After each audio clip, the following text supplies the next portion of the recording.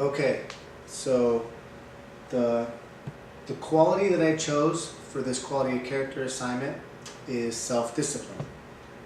My name is Greg Ibach, and I hope you enjoy the presentation.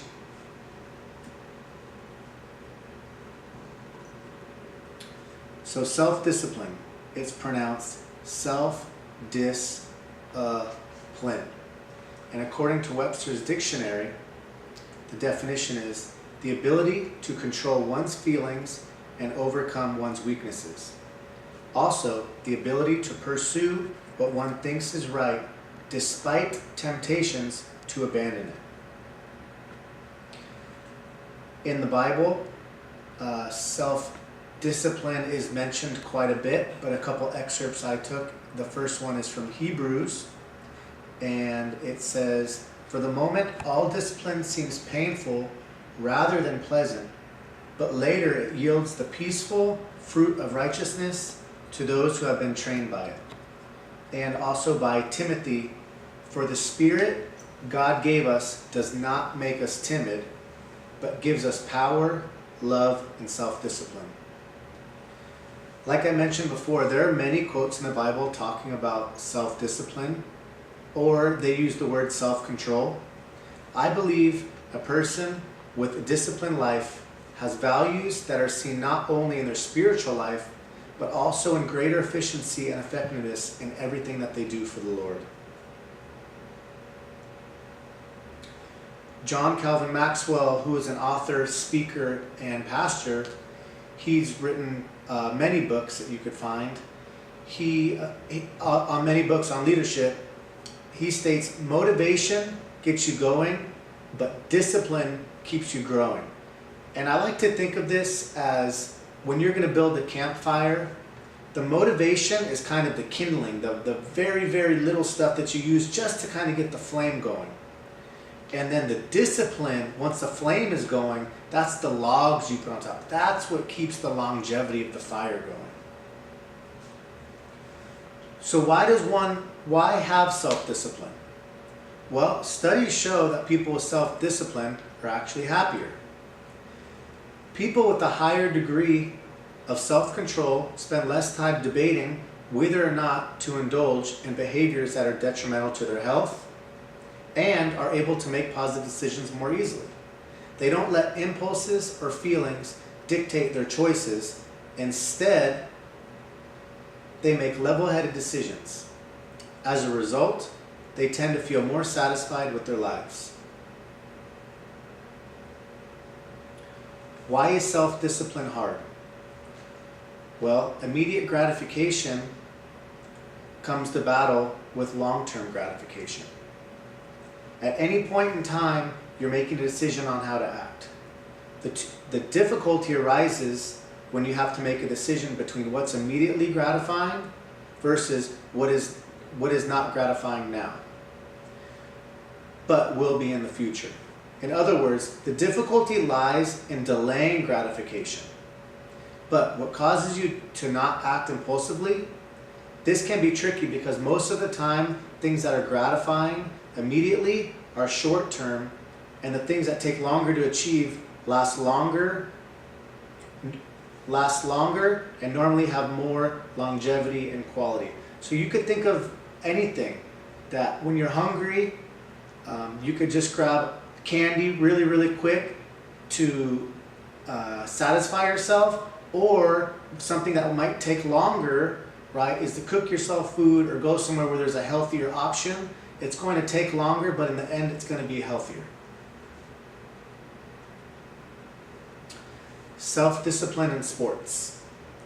Here you see pictures of Michael Jordan, Kobe Bryant, Tom Brady, Ray Lewis, and Serena Williams.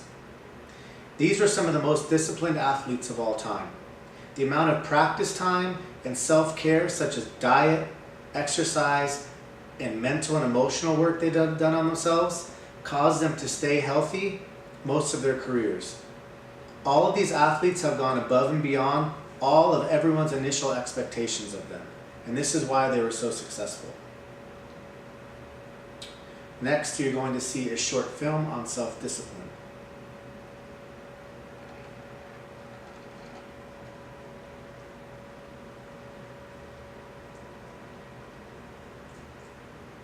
life can be brutal. Life can be unforgiving. If I had to sum up in one word the difference between the greats and the average, the difference between the successful and the nobodies of the world, one word, one attribute to describe the difference: discipline. If you don't have the discipline, you can forget about the trophy. You can forget about the success, the greatness. All champions have discipline. It's the discipline to work hard. You know, not when everyone is watching, but when no one is watching. When the fans aren't there, when the coach isn't there, when it's just showing your character. The discipline to eat strong, healthy foods when you have other tempting options. When those around you might not be so strong. The discipline to say no when those around you choose to be average.